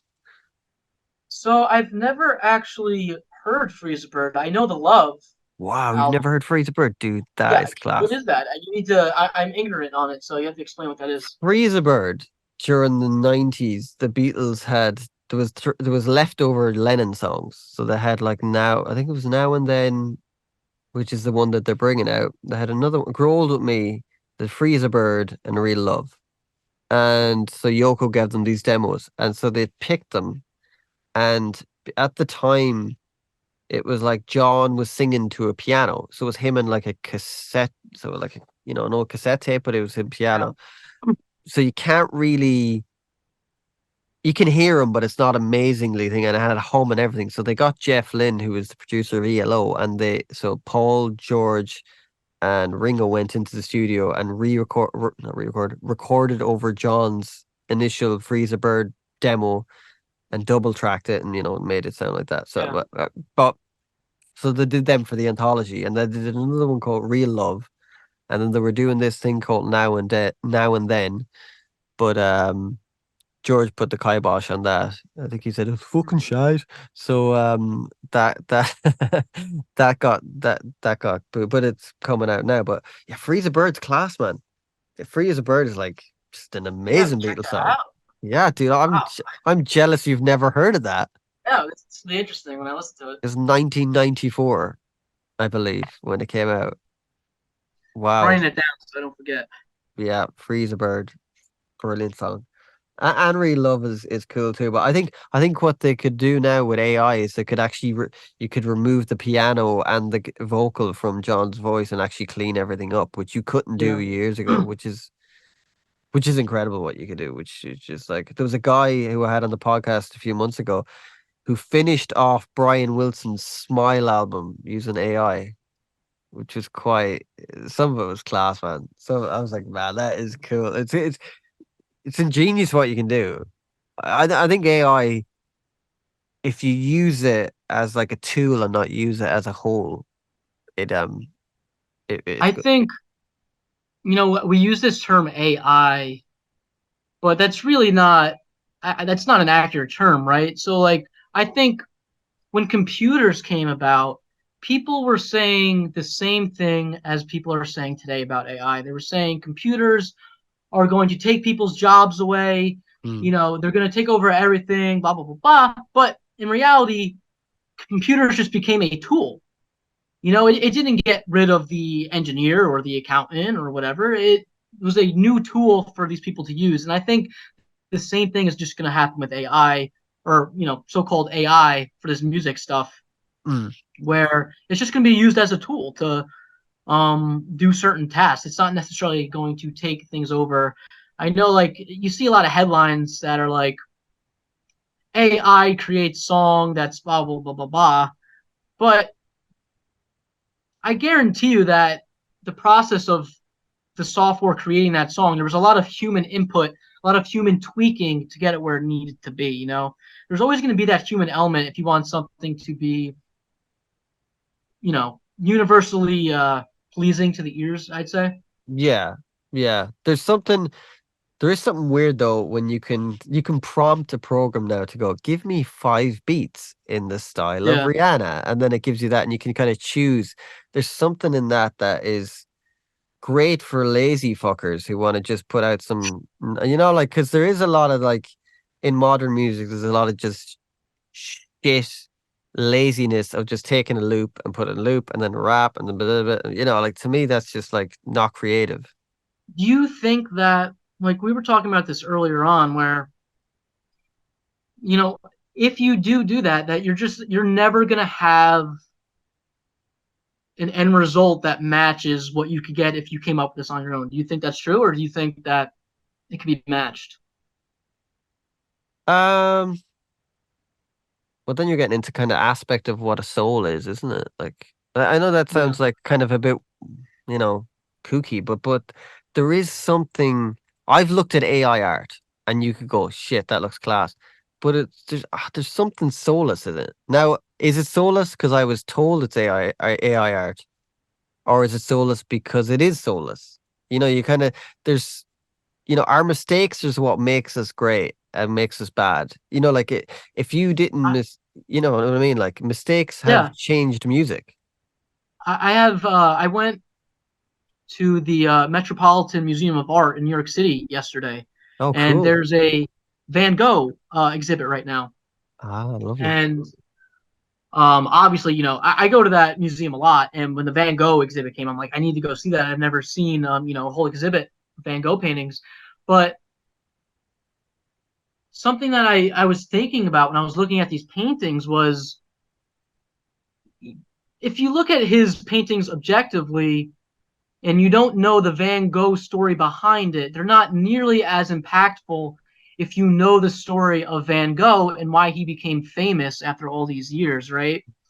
And I think this same element is true with this AI stuff that you're talking about, where you're saying like AI could come up with this art that is as you say class. That I really like that. It's a very Irish word. We always, Yeah, when things are I gotta cool, we start saying go, that. "That's class, man." Class. I'm gonna start saying that. But will it be known for 100 years from now? I don't think AI can produce an artwork that people 1,000 years from now will look back and say, "Wow, look at this art that AI made." You know what I'm trying to say? Mm, There's no art is all about the human element, yeah, and to me, sure, it can mimic something, but does it have that same cultural impact that something that a human has made? yeah, yeah. I agree with you. There's everything that makes up art kind of is involved with the process of being a human. Like you said, the story. There's a story. Like I know we could go back to the Beatles, but there's something about the Beatles that is kind of if someone says to me, "Why do you like the Beatles?" You could go, "I like their music," but it's not just their music. It's like there's Yeah, something, like there's this thing that I don't know. There's something intangible about the Beatles. If someone said, "Why do you like them?" I kind of like everything. I like the vibe yeah, of, you know what I mean? Like when I think of the Beatles, I think of the vibe, and I think of this, and I think of that. It's not just the music. It's kind of like everything, and I think that's for sure. AI can't replicate that. It just can't. Definitely. I was gonna say something profound and I totally forget. Damn, come on, It man. was probably not profound. You you can do this. Uh, I don't know what I was gonna say. It was something related to the human element. You might just have to ask me another question while I think about it. Okay, okay. I'm trying to think now. I'm trying to think about your profoundness, and I'm wondering what it was. So would you write every day, or would you? Do you like go, okay, I'm gonna write, or do you just wait for inspiration, or would you sit down and write something, or is there any like, After as soon as I released that album, mm, mentally my songwriting is just exhausted. I When I first came up with the idea of recording an album, I didn't know how to record at all. I didn't play any other instruments. It was just an idea I had. It's something I wanted to do. yeah, And I put every ounce of my effort into producing an album. All the demos I went through, all the learning of bass, guitar, keyboards, my vocals, like every ounce of free time I had for those few years was dedicated to releasing an album. So when I finally did release the album a couple months ago, I just needed a mental break. I was so caught up in it. It became an obsession with me, and I've honestly just been taking like a break since then. And I've been trying to write riffs, just like when I pick up a guitar. and I haven't been able to come up with something that really made me go, "Oh shit, that's good." You know, like I got Yeah. like I've come up with riffs, but nothing like to that effect. And I honestly just think I need a little bit of a break because I Yes. was just so oversaturated with it. Yeah, sometimes you do, man. Dude, I was the exact same when I made my first record. I'm fucking insane. Like I actually Yeah, think I lost my mind for a while because like yourself, you're so like focused on it. It's like the only thing you can think about. Like any free yeah, time, you're like, "Oh, I gotta fucking do this," and it's like it's tunnel vision and stuff like that. And then when you do it, it's like, oh shit, man, it's fucking done. Like that's the weirdest part. The weirdest part is actually finishing it because you're like, yeah, oh man, it's finished now. Oh shit, what the fuck? Because yeah. It's a moment of okay, now what? And you're just yeah, like, what do I do now? yeah, yeah. And then people have to hear it, and you're like, oh my God. And then, you know, I notice when I listen back to my own record, I don't listen to it that much ever. But when I do listen back to it, especially when I first listened back to it, I would be like, oh my God, I should have done that. And that snare, if I did that, and da da da. Whereas, like, years later, you can listen back to it and you go, I actually kind of can like that more. Whereas I think the first few years, you're always going to go, dude, I could have done, why didn't I do that? And shit, I How should have done that. how how often do you listen to your own music? Very rarely. The only time I ever listen to it really is when I'm like doing it, Hmm. when I'm doing it. And I always know, I don't know you the same. If I write something, I will actually listen to it constantly for like many times because I actually like it. I go, oh, it's cool. And then after I'm finished, I'm like, it's kind of done. I'm just moving on to the next thing, It's kind of like because I know when I listen back to it, like even the song I put out like a few months ago, I I listened back to it today because a PR guy messaged me, and I was just like, "Oh man, I should have like." He must be complimenting me, and then I went back and listened to it. I was like, "Oh man, that snare! I should have taken down the hertz of 100." You're like, but no one Yeah, gives a fuck. The only one who yeah, gives a fuck is me. No one gives a shit if that snare was a DBD, a dB higher or dB lower. yeah, Like that whole thing. I think Picasso actually said is art is never finished because it's never yeah. finished. It's like, like, do you listen to much of your music? Obviously you finished So that album was out in May, so it's still quite fresh. yeah, I listen to my own music way too much, and Really? it is not like an egotistical thing where I'm like, man, my music rocks. Yeah. It's not why I listen to it. Mm, I Every time I listen to it, I'm like hoping it gets better the next time I listen to it. I don't know how to explain it. I've never really said it out loud before, so I'm kind of trying to process my thoughts here. But it's mm, almost like how you're saying you listen back and you hear the mistakes that you wish you did better. Those are always on my mind, and I'm mm, like hoping that the next time I listen to it, those mistakes aren't going to be there. And obviously, that's never going to happen. And it's kind of like this endless loop where I'm just trying to like see where I could be better, and I don't know why I do it. It's like a bad obsession, and like I've had a few people walk in my house while I'm listening to my music. They're like, "Are you listening to your own music?" And I'm like, no, it was just on. I don't know, like because it's like holding a it picture of sounds yourself. yeah It's not what it looks like. yeah. But yeah, it's a weird obsession of mine. Like I listen to it a lot. But I think dude, I think it's because it's so new. You're still in that process of like, "Ah, fuck, it's only like May, and it's new, and you do it after a few years. You do after a few years, you even start to appreciate the things that you didn't like about it. You go, actually, that's kind of cool because Yeah, there's certain choices of stuff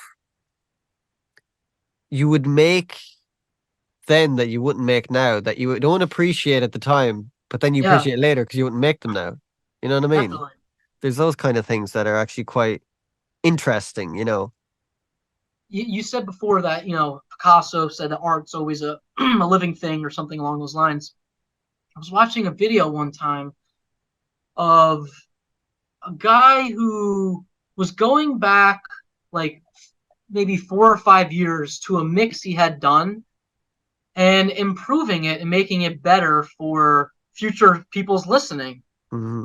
And to me, I don't know. To me, that's not the way I like to go about it, because just like as you're saying, that moment to me is like a capture in time of when I Yeah. was recording that song. I was songwriting it. I was at a specific time in my life. I made specific decisions because of certain gear I had. Why change it? Why just it's a moment in time. Let's just leave it where it's at. Yeah. So obviously in the analog world, it's a lot easier to live by that motto. But if you're in the DAW world, I'm sure temptation is much bigger to go back to mixes and make those incremental changes. Do you see yourself doing that a lot? Oh, 100%. Like, well, I like Yeah, the single that I put out a few months ago. I know for 100% fact when I'm putting that in the album, I'll change something on it.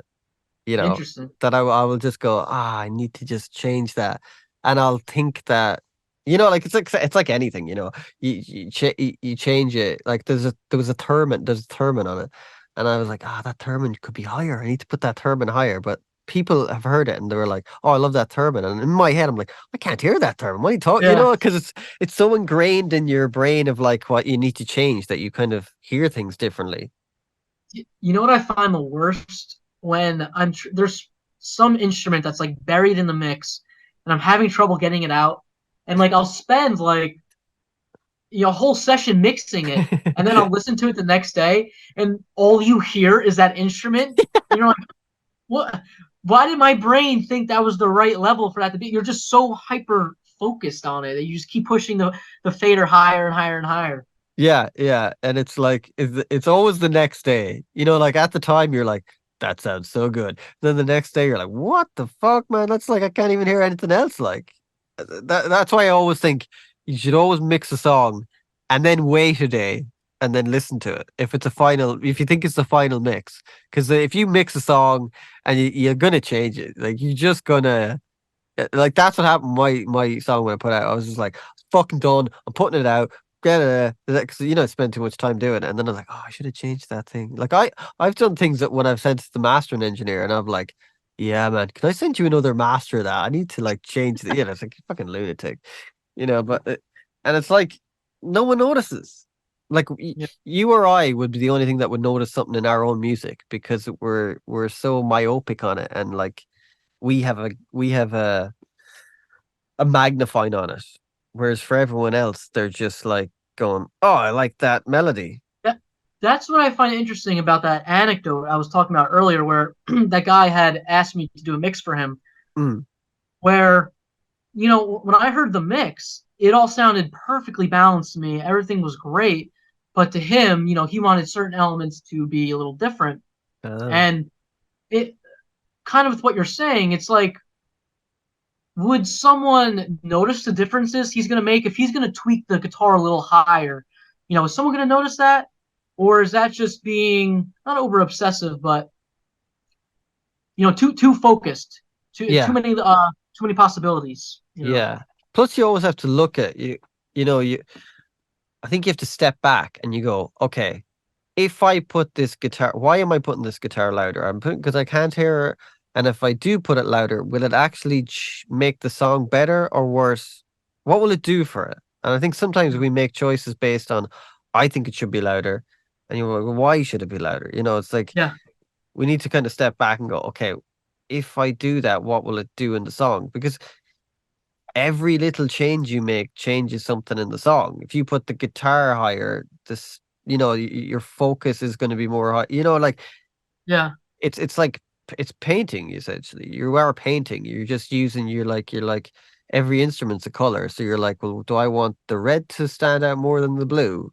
And if that stands out, how does that affect the way people Yeah. interpret it? You know, there's all those kind of things behind recording music that is like it just like the genesis of it is the demo, and then you How go from often? there. How often do you have people in your in your studio that you're recording? Never. Never. Just no, just me. Apart from my friends, if I come in and play them stuff, you know, I'll just Yeah. go. Okay. You know, I come in and like I'll listen to, you know. But I actually kind of like that because you know you can be so focused on do you know it's such a I think recording nowadays can be a very lonely thing I mean, but I mean that in a good way. There's a difference between lonely and alone, if you know what I mean. Alone, There's not lonely. Sorry. Yeah, I understand. That thing I forgot what I was talking about before. I remembered and I wrote it down, and it's really Brilliant. relevant. We're saying that Brilliant. now. Go on. So I might disagree with you a little bit. Go Well, on. not necessarily that I disagree with you, but How dare you? This podcast is over. Go I'll, on. I'll just bring up what I was going to say before because we were talking about the soulness of art and human art, and I find that the most important part of music for me Mm, is the relationships I have with other musicians when I'm playing, and it almost becomes um, a language. The kid Alex that I talk about, and he's in a lot of my videos. The kid Alex, I've known him for maybe like 5 or so years at this point, and we've been playing so long with one another that we don't need to speak when we're just jamming and coming up with new stuff. We'll just look at each other and we know what to do, and it almost becomes like it's an experience that it's hard to describe if you've never played an instrument with someone like that, where mm, you're feeding off of one another. And I think that this is something that was dearly lost when the COVID hit, where we everyone was forced to be isolated. That's when I started recording when I was all by myself. So there's definitely benefits of being alone and recording in isolation. But mm. and I was gonna ask you, do you play with people in live settings at all? I haven't played live in a long time now, but when I did play live, I had a drummer and a bass player, and then we kind of triggered stuff like orchestral parts and everything. I would trigger stuff on a one of the pads on the Ableton pads. But yeah, I would love if I could just not play anything and have just like the Wrecking Crew back in the day could tell everyone go, hey, you should do that. Because like you were Yeah, saying, yeah, like the best thing, as much as the way I do music is quite solitary, it's kind of by budgetary choice probably more than anything because it's just I can play a good lot of instruments, so it's like, well, I could either play piano, get someone to play piano, or I could do it, or I could get, you know what I mean? It's just but I would love. I think there's something brilliant about the synergy of people playing together that you cannot. Not saying you cannot replicate it, but it takes a. It's quite difficult to manipulate it to replicate it to sound like a band. You can do it. You can, of course, you can do it, but it just takes more time. And yeah, there's just something like you were saying about people playing together when especially when you're feeding off each other, because it is like a yeah. language. It's like Hmm. like music is literally the only language that everyone can understand, no matter where they're from at one Yeah. time. There's no other language that can do that. So yeah, yeah, that's kind of and hopefully if I start playing live again with when I bring out this new record, I will. I lost my hearing, you see, for 6 years in Oh, really? yeah, and one of my ears in my ear. I just woke up one morning. I put on my headphones, and it was David Bowie's Black Star was out at the time, Okay. and I put on that song Lazarus, and the drum was like there. I'm like, where's the drum? I was like, these headphones are fucked, bro. And then I came into my studio and I put it on. And I was like, oh shit, the drum was still there. It was like the drum, like your snares in the middle. It was like Yeah. there. It was like there. And then I start Huh. kind of freaking out. I'm like, oh, what the hell? It must be something, whatever. It never, and then it changed. So then the drum went from being there to being there. So my hearing changed from that to that. And then because of all that, started getting this thing called hyperacusis, which meant that everything was loud. Like everything was ridiculously loud in one ear. Like, so I couldn't really, I couldn't listen to like rock music or anything like that. I'd listen to mainly with classical music, and I actually hadn't lost my hearing. It was to do with my eustachian tubes in my ears. So the last few years, um, I've started to kind of release music again because it's like if you look at my Spotify, it's 2013 and then nothing for like years, and then again because my hearing was so bad for them years. It just Man. yeah, yeah, yeah. So it was quite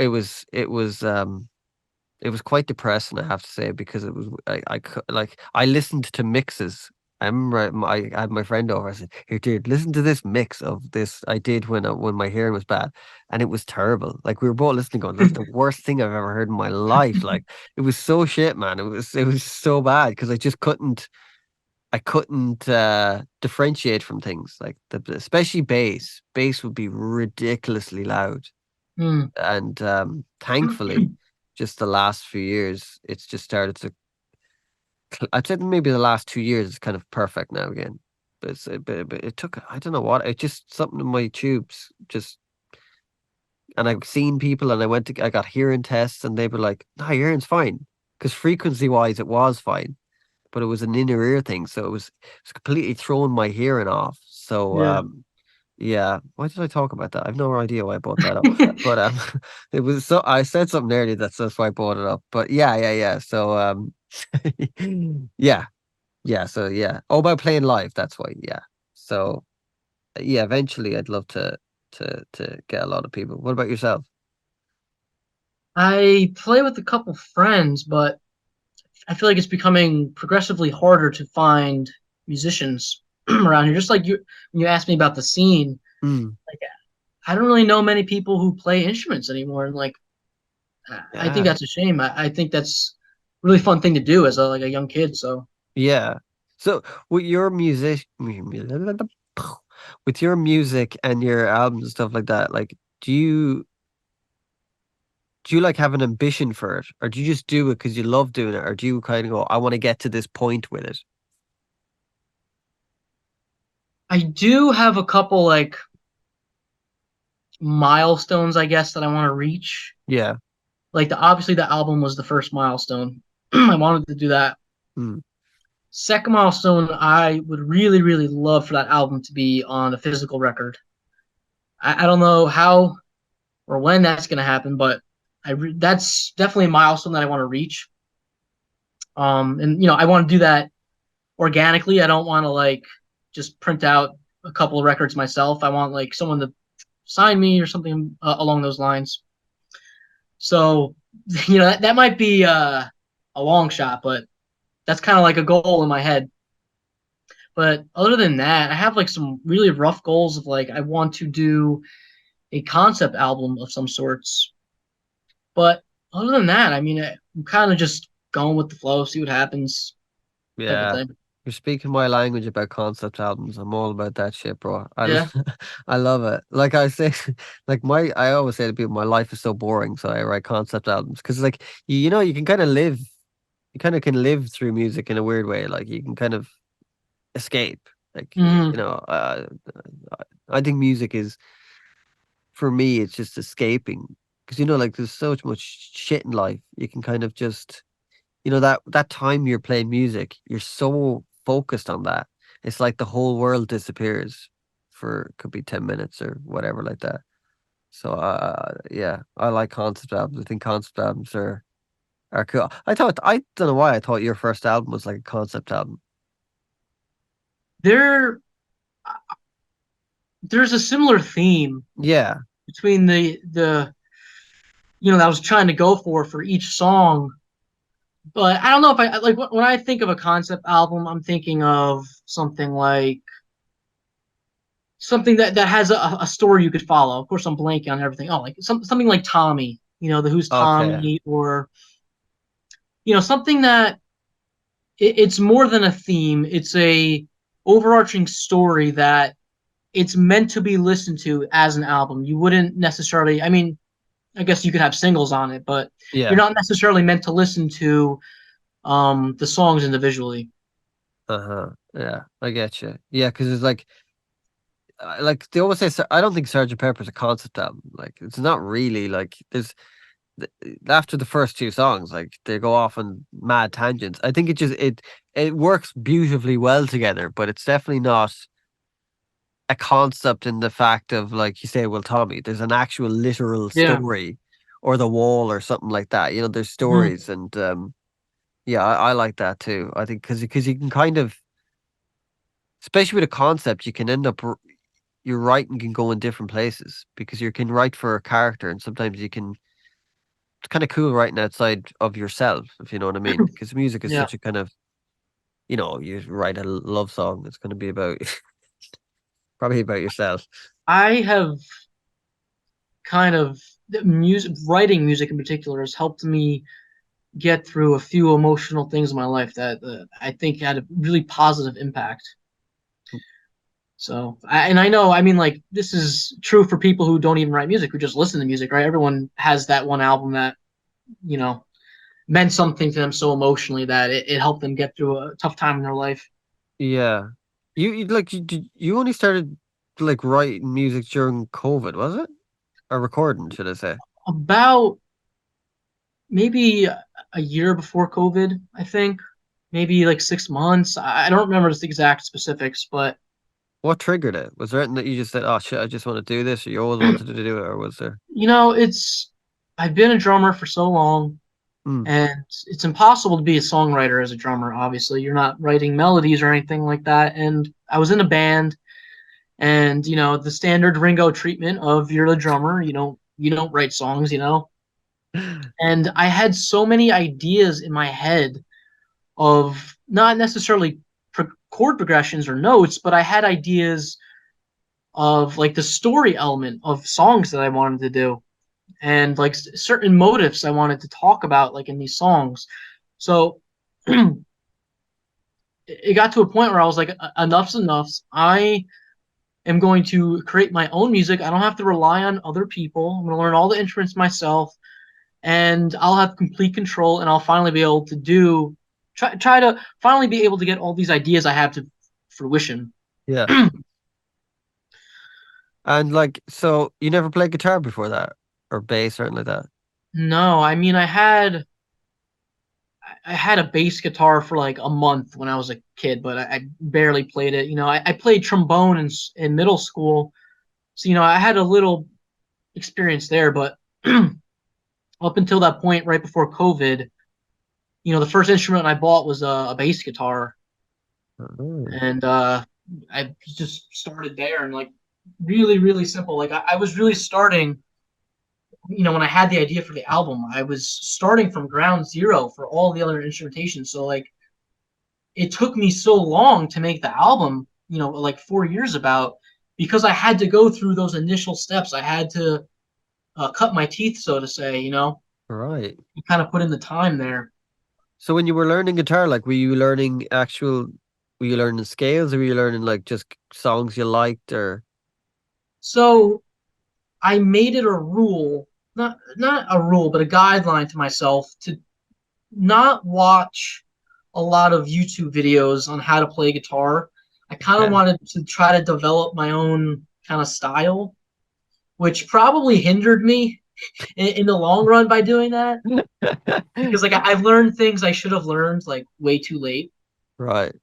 But the type of music I was making, it still is all like really simple riffs. Almost all bar chords, almost all major chords. Like it's just like very Ramones type of guitar playing that like it's not anything complicated at all. So I was able to do that without getting lessons or anything like that. Yeah. Yeah, I get you. Because the lessons can be quite boring. I mean, I never got lessons. I kind of taught myself, but I did piano lessons as a kid, and they can Yeah, be it's the scales are like, you're like, oh dude, I have to play another scale, man. Like, come on. And the thing about it is, they're the fucking best things ever because they actually do make your fingers better. They make you a better yeah. player and like that. But it's just, you want to be playing some, I we always want to just go, just fucking give me a song to play. I think the best advice to anyone who's picking up an instrument and wants to take it seriously is, and this is a controversial opinion, but you're saying like these scales were, although they were great for learning dexterity and stuff like that, they were boring. They were boring. You didn't want to play them, right?